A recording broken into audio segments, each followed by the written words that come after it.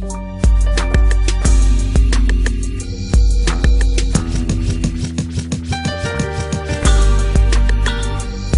and gentlemen, welcome to the Poydras podcast. The podcast is a new sponsor, Desi Vegas Steakhouse on the world-famous St. Charles Avenue. I'm Corey Rholdon. And I'm Elliot Reeder. What a week for the Saints. The Saints were doubted on the road in Seattle, a place that they struggled at the past couple of years, and got a road victory with a quarterback, Teddy Bridgewater, who hasn't started since 2015.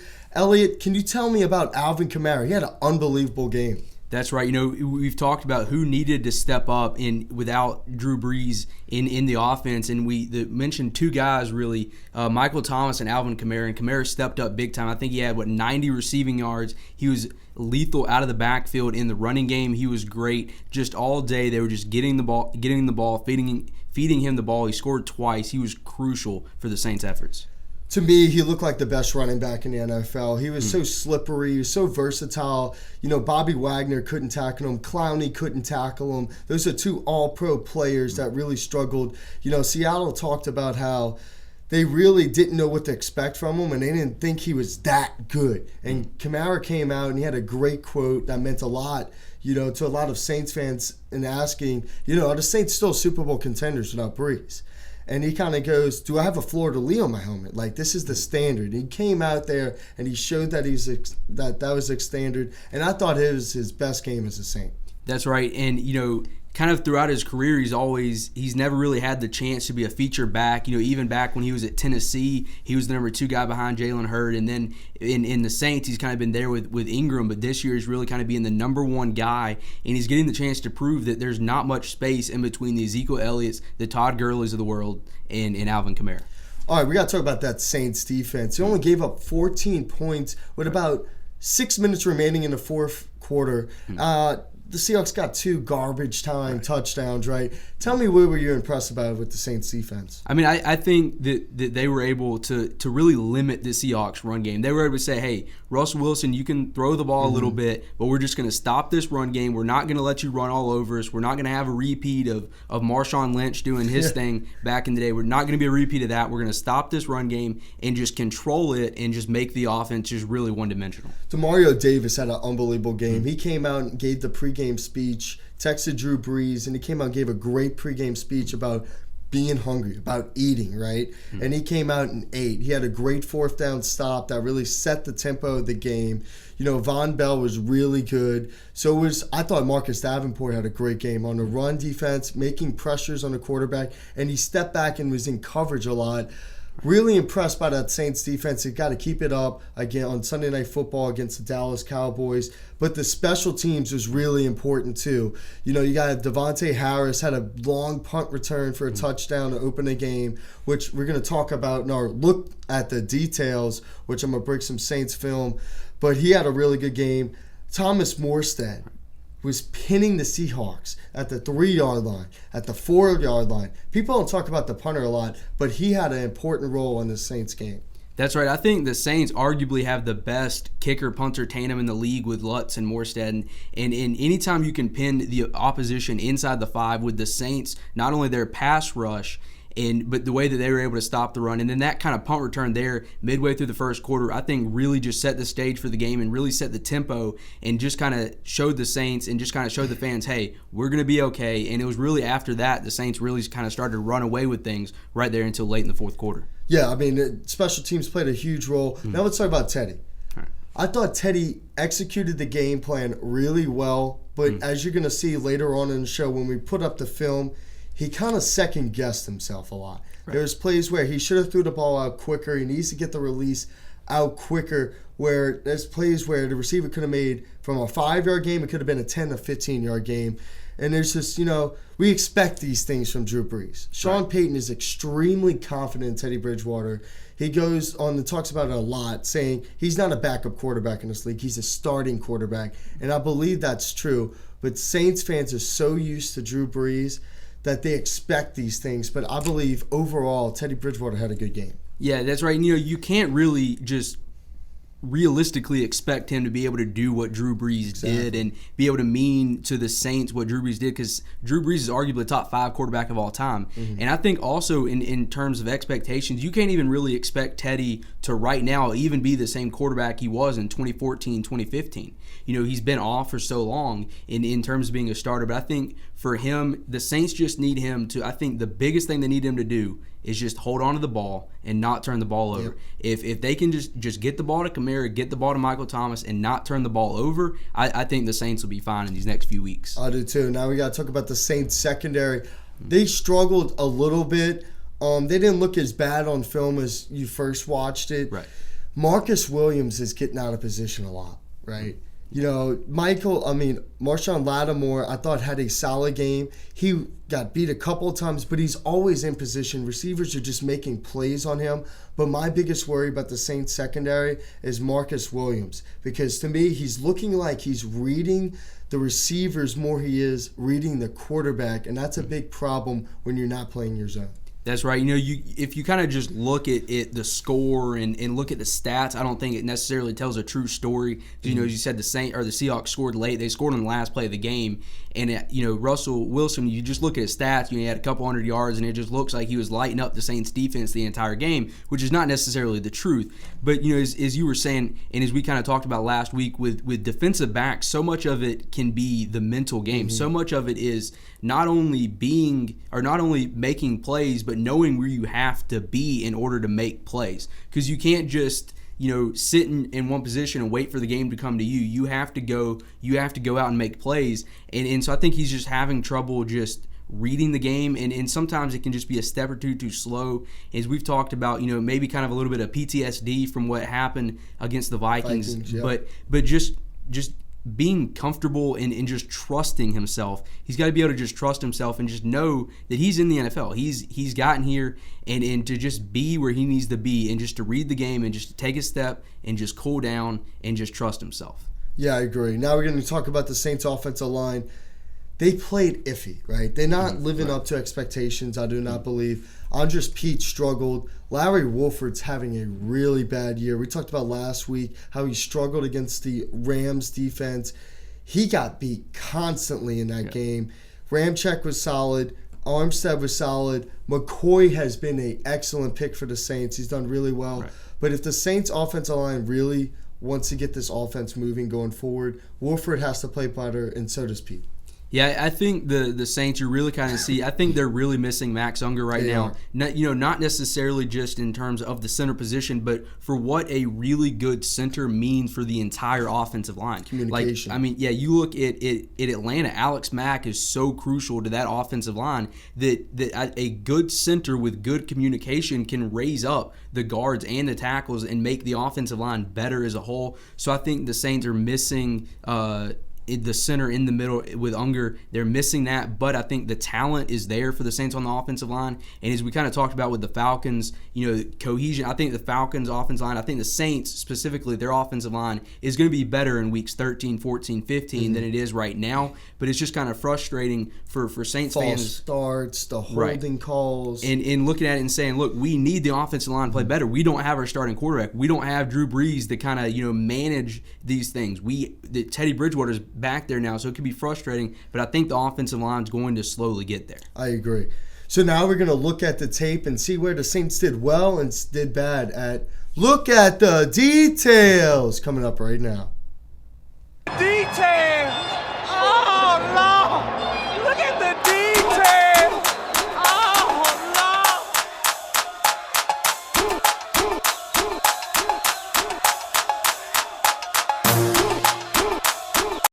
First play, a look at the details, is going to be the Saints special teams coming up big here on the road without Drew Brees. I'm not going to even look at the punt return. I just want y'all to look at, this is what you call perfect execution. This is TJ Gray and Patrick Robinson on the gunner. See how long this gunner goes. See how far he goes.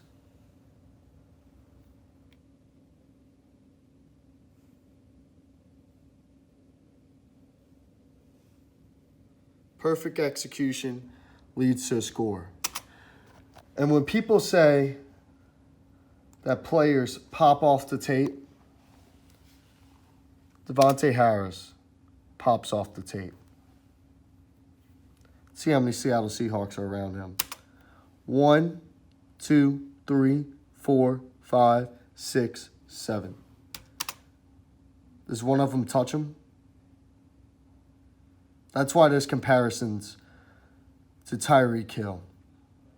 Big play by the Saints, special teams right here. He catches this ball around the 45-yard line. Runs right through 7 Seattle Seahawks. Communication is vital to a defense.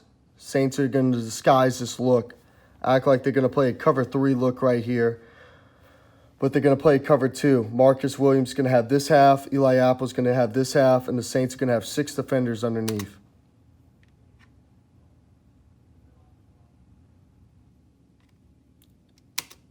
Saints should be in good shape right now. Eli Apple has got Tyler Lockett. And then Marcus Williams should be over top just in case any post comes. Marcus Williams is over top this receiver right here. But instead, Marcus Williams is going to get fixated on the receiver right here. Instead of playing his own, he's going to play man, which puts, he's in perfect position right now. Perfect position. Stay where you are. You can play this receiver right here on the post, and you could possibly make this interception. But instead, he's going to bite up, putting Eli Apple out of position. Easy pitch and catch by Russell Wilson. It's the small things that make quarterbacks great. Teddy Bridgewater had a really good football game.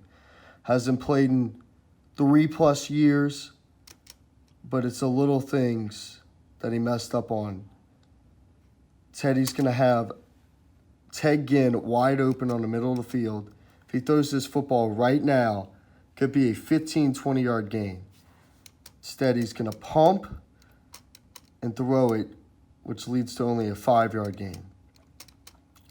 It's those small things that hurt Teddy Bridgewater. Watch this throw right here. He's open right now. Teddy should throw this football right now. Get the ball out, 15, 20-yard gain. Instead, he's going to pump, bring the ball down, causing pressure to be in his face. Now it's a contested throw. Great play by Demario Davis as he's going to read this block.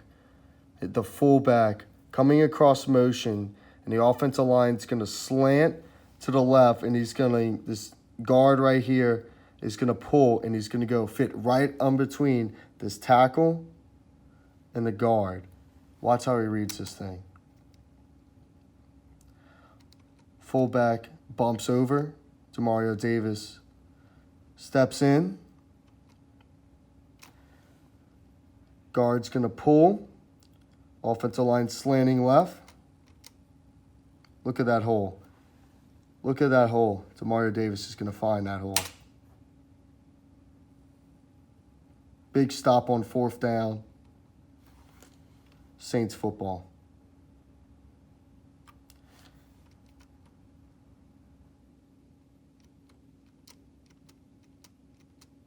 Watch Kiko Alonso right here stunt this guard pulling and makes the play while he's getting held.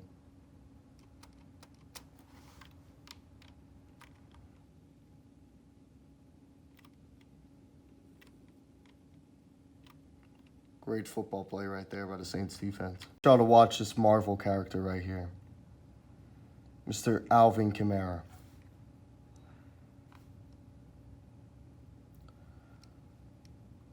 So he's going to sell this screen like he's blocking. Come out. Look at all that grass. Difference between Kamara and a lot of running backs. That's a 15-yard gain for most running backs. But 41's going to bounce off that tackle. Bounce off that tackle. Incredible balance. Walks into the end zone. Now that's a Marvel character right there. I really do not know how the Seattle Seahawks do not bring Kamara down right there. Perfect tackle. Just bounces off of him. Bounces off of that one. Walks into the end zone. Saints are going to run a simple stretch play right here. Kamara's going to get the handoff and make a perfect cut right here behind Ramczyk, and All-Pro Mr. Clowney, former first overall pick, should make this tackle right for a 5-yard gain. But instead, Alvin Kamara is a Marvel character. He's Venom from Spider-Man. He is slippery as all knows what. He's going to break not one, not two, but 3 tackles for a 15-yard gain. 1, 2, 3. Unbelievable run.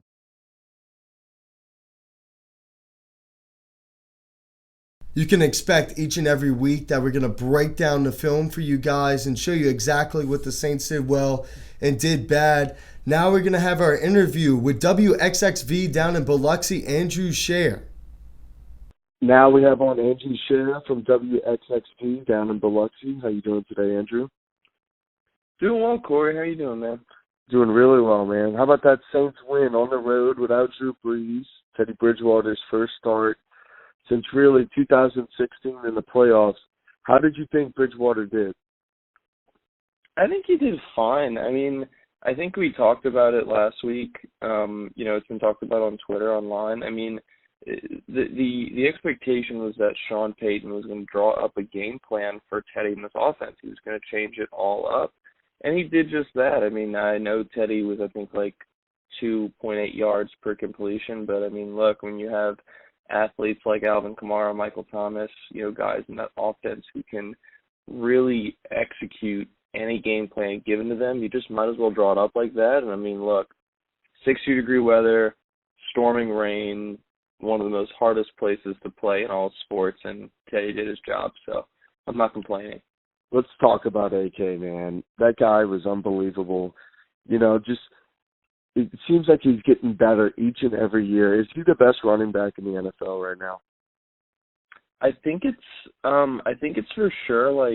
I think it's something that you can at least have an argument about. So I'm going to lean towards Saquon personally. I just am. I mean, I just have to. I think you see it what Saquon is, and Saquon is a freak. But I don't think that's a knock on Alvin. I think I was a big Le'Veon Bell guy. I really thought Le'Veon had kind of one of the best runs for the last 3 years before last year, and then you see Alvin come in and Alvin blows it up, and then you see Saquon come in. So I don't think he's the best running back in the NFL, but I definitely think he's one of the biggest freaks. I mean, you saw it on Sunday. The guy can't be tackled. He's the best way to describe it is he's like a human pinball. I mean, he just bounces off tacklers. No one brings him down. I think there was a clip you could find it. There was Jadeveon Clowney hung on him for about 6 yards, and he just drugged Jadeveon Clowney like 6 yards. It was ridiculous. So, I'm not going to say Alvin is the best running back in the NFL. I probably would say he's the second best running back in the NFL, but I'd also say he's definitely the hardest to tackle. I don't see how you can kind of handle that speed and that surprise strength from such a he's so small too, human being. He's slippery. He can't get taken down, and you kind of look at him, and people were making fun of Pete Carroll and the Seahawks defenders because they came out and they said, we weren't prepared. We didn't expect that to be Alvin. It's like, I don't even blame him. I think, you've seen Alvin. I've stood next to him in the locker room. You see Alvin, you're kind of just like, he looks like a normal guy. Yeah, but, I mean, you get on the football field and Bobby Wagner, the best linebacker in football, can't bring him down. It's really a testament to how insane he is. His vision and patience have gotten really good, too. Like, just kind of the way he kind of slows down right before and makes a quick cut up the field. It's been really impressive to see this season. We got to go talk about that defense, though. They made a couple really big plays, held the Seahawks to 14 points with about 6 minutes left in the game. What did you see from the Saints defense? Yeah, so I think we also touched on it last week. I kind of my thought last week, or heading into last week, I should say, was that it was on the defense. I think I trusted Sean to draw up a plan for Teddy. He did it. It was all on the defense, and I think the defense held their own. I mean, they gave up 400 passing yards, but I mean, I think context is kind of what you have to look at. You mentioned it. It was 33-14 with like 6 minutes left and a lot of garbage times. But so what blew my mind about the defense is that we saw the Saints get pressure. I mean, they pressured Wilson. I think it was like 19% of his dropbacks. It was like 20% of the time. Wilson was under pressure.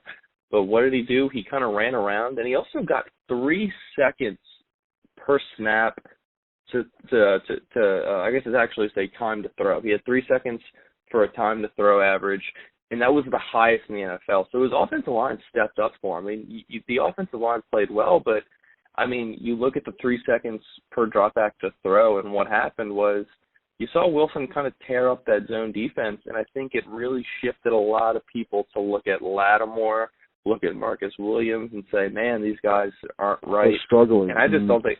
I don't think it's the case as much as we're freaking out. I think when you give a quarterback 3 seconds to throw on average, and so you got to include there's a few plays where it was longer than that. So you give anybody that much time to throw, especially Russell Wilson, a zone defense is going to get picked apart. It's going to happen. And I think saying that all happened, and look what happened. They gave up 14 points through about 3.5 quarters of the game. So I went back yesterday and watched the game last week, and Marshall Lattimore was in position basically all the time, and it's just guys just making plays on him. But Marcus Williams sometimes was out of position. What are your thoughts on Marcus? I'm going back and forth with Marcus. I'm actually going to open up the All-22 tonight to really look at it, but I think the thing about Marcus is I'm seeing a lot of bad, but I'm also seeing a lot of good. I think he's I'm going to give him his props here. He writes for The Athletic, a good read if Saints fans are into it. I think you got to look at Deuce Wyndham, and he really broke it down for a lot of Saints fans, and he broke down a lot of the tape, and he came out and he said it was Marcus Williams' best game this year, which is a little bit of a surprise. I think you look at 2 plays. So we all remember at the end of the game, Marcus, if you recognize, Marcus had an interception. The end zone was called back. He had a good read on that. He he basically picked his read right, got the interception. And then there was another play that got called back due to penalty, and he really was okay. I mean, I think it's just tough for him, again, going back to, I don't want to beat it, but it's just kind of the key thing that I look at is that when these quarterbacks get that long to throw, his offensive line did well for him. When Russell's got that much time to throw, it's going to be hard. And you have to keep in mind that the Saints have played 2 mobile quarterbacks, and they're going to play another one this week in Dak Prescott. So you got Deshaun Watson, you got Russell Wilson. So I think that's why we saw a lot more zone out of Dennis Allen. So I think when you're playing zone, you're kind of limiting the mobility of these quarterbacks. And I think in the NFL, you play zone, you're going to see it get picked apart time to time. And I think that's what's happening. So, but going back to your point, there's been a lot of plays this year where you've seen Marcus, compared to Von Bell in the field, kind of when they're like back in a cover 2. I think you're seeing Marcus out of position, and you're seeing Von Bell in position. Yeah, there's been a few instances of that to where you can see how Von Bell is arguably playing better. And I think what's going to happen is I think it's going to be time to pay both of them, and I think Von Bell's going to get paid. I think Von Bell is playing his butt off, and I think he deserves to get paid. So I mean, he makes plays all around the field. Exactly. He's making fields in the run game. Exactly. He's making plays in the run game, and he's also holding his own in the pass game. So I think when it comes down to it, I'm more impressed with Von Bell. I think it's impossible not to, but I think when you look at Marcus Williams, we're seeing a little bit of struggling, but I think he's going to be a viable free safety on a team that is going to make the playoffs and can hold his own. I think the days of thinking he's going to blow up into this awesome ball hawk safety, which I thought he would, I think the days of that are over. I just think we can't expect that, but we can expect him to be a solid player on a good defense. I agree.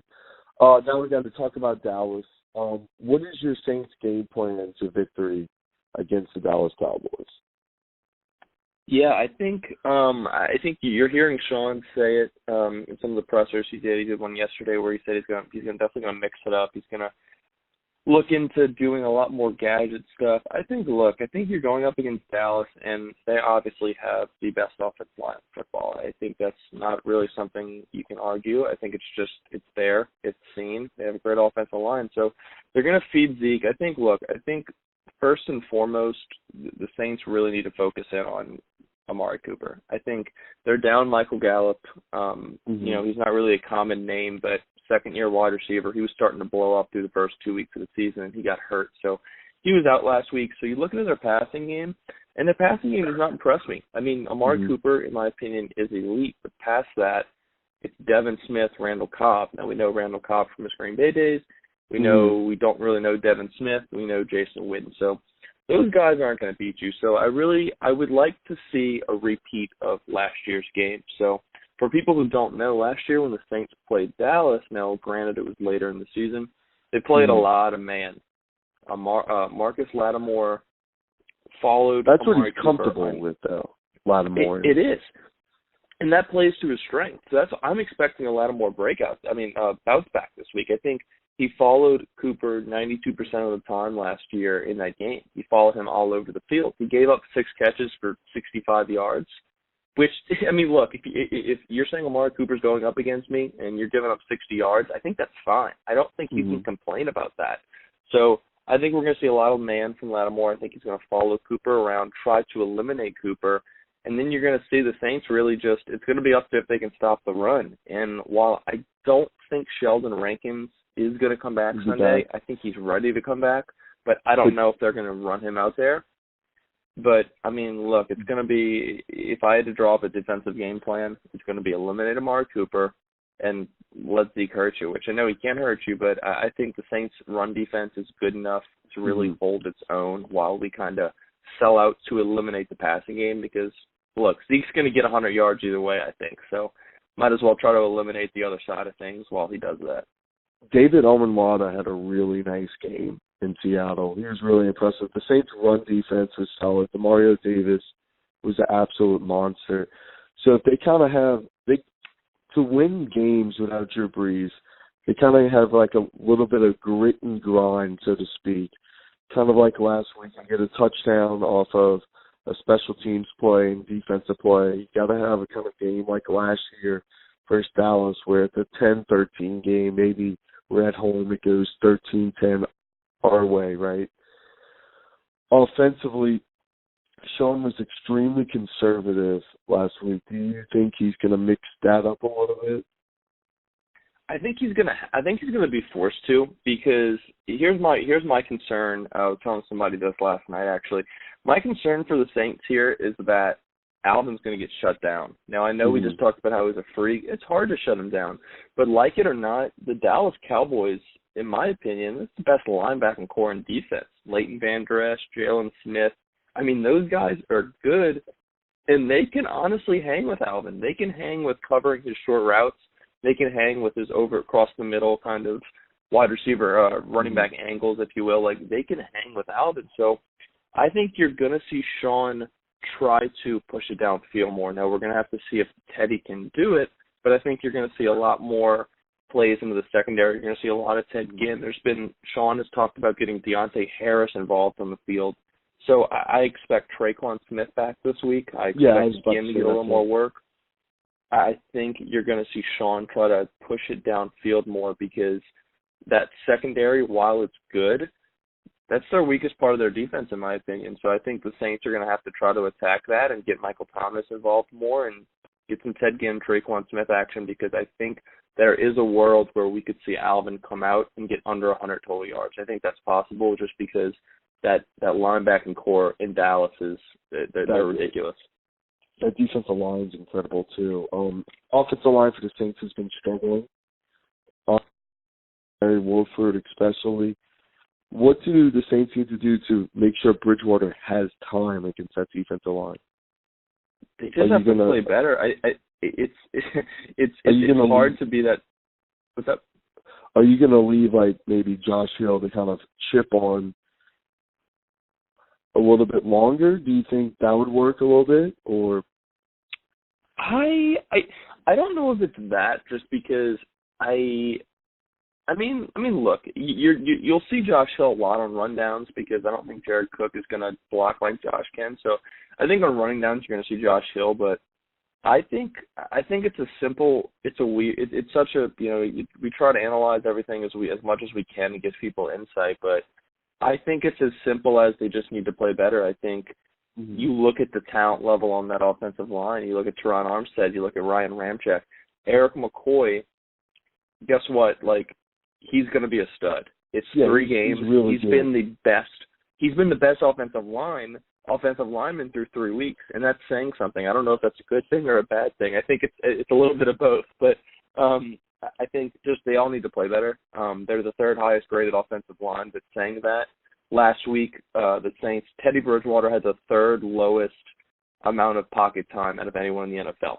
So they didn't really do their job in pass protection last week, and that kind of plays to Teddy's getting the ball out quick. He had 2.2 seconds per drop back to get the ball out, and that's not enough time compared to Wilson's 3. So they just need to play better in pass protection, give Teddy some more time, and I think we could see Teddy move the ball downfield and attempt to pass longer than 15 yards. All right, Andrew, you got a game prediction? I do. So a little more nervous about this game than last week, but I think being at home is going to help Teddy. I think the crowd's going to be into it. I think everybody's hyped. We want that revenge. So I predicted a low-scoring game last week. I was wrong on that, but I think this is going to be a 20-17 Saints win. I think they're going to chip it out at the end. It's going to be low-scoring, and I think we might see another Will Lutz hero game. Awesome, man. Thank you for coming on. No problem, Corey. Thanks so much. No problem, bud. Thank you. Now we're going to preview the Saints-Cowboys on Sunday Night Football. Elliot, I'm excited about this matchup. The Saints lost last year at Dallas on Thursday Night Football by the score of 13-10. It was a very good game where the Saints had a chance to win in the end, but they came up just short. What are your biggest takeaways of this game? Hey, I think this game, it's arguably 2 of the premier teams in the NFC, even without Drew Brees in New Orleans. They kind of showed last week. But going back to last year, everybody kind of said that in that game, the Cowboys kind of gave the rest of the NFC or the rest of the NFL kind of a template for maybe how to stop the Saints offense. Because, I mean, the Cowboys have so much talent on that defense. It's ridiculous. So I think it's going to be interesting to see if there's any motivation for the Saints in kind of looking back at that game and saying, hey, we didn't perform like we should have last year offensively, and how are we going to respond going back to that game? Oh, those linebackers for Dallas are the biggest thing, man. Jalen Smith is just an absolute monster. He just got a contract extension.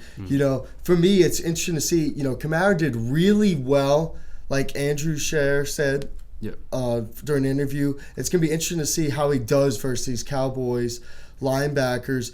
What is your biggest takeaway for the Cowboys offense? Well, I think it's so dangerous there, and Dak Prescott's looking like an MVP candidate this year, and I think he was kind of hearing everybody talking about, oh, this is just Ezekiel Elliott's offense, and everybody was saying, hey, Dak's only good because of Zeke, and I think Dak kind of heard that, and he's kind of showing out now. But that offense is so dangerous because they've got Amari Cooper on the outside that they can throw the ball to. They just got Jason Witten back, and he's very savvy veteran. And then you've got potentially, arguably, the best running back in the league in Ezekiel Elliott for Dak just to turn around and hand the ball off to. All right, so now we got to talk about the Cowboys' offensive and defensive line. They have arguably the best offensive line and arguably the best defensive line. What do the Saints need to do to really win those battles? What I think is we kind of just talked about, don't beat themselves, especially on the offensive line. Don't avoid the false starts, the holdings. Just don't get penalized. And maybe you might expect the Cowboys to get a sack or two, and you're not expecting them to shut them out. But you can't have one of these where Teddy Bridgewater is just getting hit every time he's throwing the ball. So on the offensive line, I think you just got to look at the Saints and say, hey, don't beat us. Don't make us lose. Just be passable on the offensive line. And on the defensive side of the ball for the Saints, I think they got to play very smart and very savvy. And I think the Saints might be blitzing more this week than usual. Well, last year's game, they absolutely shut down Ezekiel Elliott. I think that they have the capability of doing that. You saw what they did versus the Seattle run defense. They shut down Ezekiel Elliott. They have a chance in this game. I believe that. The Saints on Sunday Night Football and NBC as a whole, they're 11-0 on NBC at home since 2010. This is a tough environment to play in at home, especially during primetime games. What are your 3 keys to victory? Well, I think number one is get is keep the crowd going. I think the crowd's going to be fired up because I think the crowd's going to see how much this team needs them in this game without Drew Brees. So I think they're going to be fired up. So get going early. Don't fall behind. Maybe it's a big punt return or something, but keep the crowd going. That's number one. Number two is get the play action working. A quarterback's best friend is the play action game. Get Teddy in rhythm. Yep. If they can get that running game going early with Kamara, and that'll set up the play action, I think that's going to make life a lot easier for Teddy Bridgewater. And number three, I think it's going to be get a big play in the special teams. Whether it's a big return, whether it's a long field goal, I think the Saints are going to need to get some big plays in the special teams. I agree with you on that. I believe that the Saints have to either get 2 turnovers, like beat the Cowboys in the turnover battle by 2, which sets up scores, or they have to have a big special teams play like you just said. The Saints have to run the football. They could not run the football at all versus the Cowboys last year. They have to get a running game going. Latavius Murray has to show up because they're going to key on Kamara. Murray, this is the game I believe Murray and Jared Cook need to step up. And Saints defensively, I just said it earlier, they have to stop Ezekiel Elliott if they want to win this game. We're going to take a break now, and then we're going to go on to our best thing on Twitter as the Poydras Street Podcast will continue in a moment.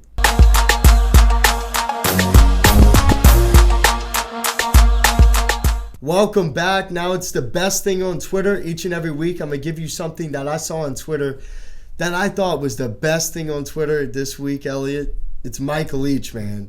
Mike Leach made a video at a press conference talking about which Pac-12 mascot will win in a fight. First of all, what kind of mythical powers does a Sun Devil have? We've got to consider that. I'm going to say the Wildcat's out. The Trojan, does he have a horse or is he on foot? Does he have a bow and arrow or just his sword? The Bruin, definitely formidable. Another bear up there at Cal. The tree, I imagine that tree's going to get chopped down. Unless we're going to go with a bird and somebody might get pecked or something, I don't know. The duck might lose interest and just fly away and get out of there, which may be good advice under the circumstances. The husky, no chance. The beaver, well, we'll see how long that beaver can hold his breath. The ute, again, we're back to, is he on horseback? Does he have a bow and arrow? Did he trade for a rifle? I mean, because if that ute's got a rifle, there's some definite problems. You'd have to get one of those Harry Potter activists to read up on how you kill a sun devil because there's a lot of outside stuff there. As far as a beast alone, a buffalo's going to be pretty hard to tangle with. I mean, a buffalo's utterly outstanding. Did I leave any of them out? The Cougar will find a way. Clear-minded and crafty, a combination of stay out of harm's way and attack when you get your chances or your openings. So, Elliot, what were your thoughts on that? Well, I mean, I think Mike Leach is very underrated in terms as a coach and what he's able to do in Washington State with not a lot of talent, even though they lost to UCLA this week, blowing that lead. But he's such a character. He's always giving these great answers, these great videos. And it looked like this was something that he's thought about before. I don't think this was just something on the spot. That looked like a response that he's probably stayed up at night thinking about this stuff before. I really want to know, how do you become a Harry Potter follower, dude? Yeah. How do you become one of those guys? Because I want to be one. Yeah. You just got to talk to Josh Clark. He'll get you in there. Oh, really? Yeah. All right. So, Josh, if you're watching the show, get me in, please, buddy. Because I want to find out what kind of spells and what kind of powers the Arizona State Sun Devil has.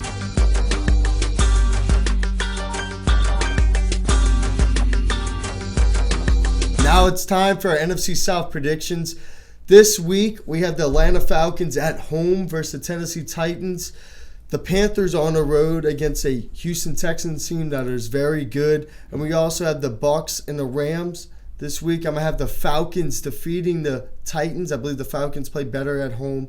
Must-win game for them. I'm going to have the Panthers losing to the Texans. And I'm also going to have the Bucs losing to the Los Angeles Rams. Elliot, what do you have this week? Well, I also have the Falcons winning. I think this is potentially a must-win game for the Falcons, with the Saints kind of gaining ground last week in that division. So I think the Falcons realize that they need to win some of these games and at least keep the division close and maybe even take a lead while Drew Brees is out. So I think the defense is going to play better than it did last week. So I got the Falcons in that one, 27-24. I think the Rams are just going to run all over the Buccaneers. I think Todd Gurley's just going to have a great game, fantastic game, like 150 yards from scrimmage, couple touchdowns. I got the Rams in that one, 31-14. And then I think Deshaun Watson is just going to be too much for the Panthers. I don't think they're going to be able to get it done. I think Allen's going to throw a pick or two, and so I got the Texans in that one, 28-17. Game of the week. Saints, Sunday Night Football against the Dallas Cowboys. What is your game prediction? Well, I think this is going to be a fantastic game, just back and forth. I think you're looking at two of maybe 5 or 6 best teams in the entire NFL. So I think they're going to come out and put on a show. It's probably going to be one of the highest viewed game of the week. It's going to be a fantastic environment in that stadium. But I've got the Cowboys playing spoiler, coming in there, getting a big play late from Dak Prescott. Dak Prescott, I think, is going to make a big play late with his legs. I've got the Cowboys winning it late, 28-27. 28-27. Ooh, Yep. That's a tough pill to swallow. The Saints win this week. I will wear 2 gloves in honor of Teddy Two Gloves next week on the Poydras Street podcast. And saying that, I believe that the Saints, I think it's going to be a defensive battle. I think both offenses are going to struggle a little bit. 2 defenses playing well. The Saints defense, I believe, plays well at home. I believe the Saints will win this game on a Will Lutz kick late. The score will be 24-21. The Saints get a big victory, and I will wear 2 gloves next week. So now we got to go on our NFL bets. 2 predictions that you guarantee is going to happen. I have the Detroit Lions and the Buffalo Bills, who are both currently undefeated with losses this week. That's my 2 guarantees. They also play the Patriots and the Chiefs. But those are my 2 guarantees this week. All right, I've got Thursday Night Football. I think the Eagles, I think they're going to get a win. I think they're going to knock off the Packers. I think the Eagles realize that with how well the Cowboys are playing, this is a must win for the Eagles. I think they're hearing the noise. I think Wentz is going to put on a show, and I think the Eagles are going to win it. And then I also think the Jacksonville Jaguars are going to pick up a win as dogs. They're going to get the win. I believe in Gardner Minshew. I think he's going to have a great game, and I think the Jags are going to pick up a win this week, even as underdogs. Well, that's it for the Poydras Street podcast. Thank you, Elliot, for joining us. Thank you, Andrew Scherer. And we will see you guys next week.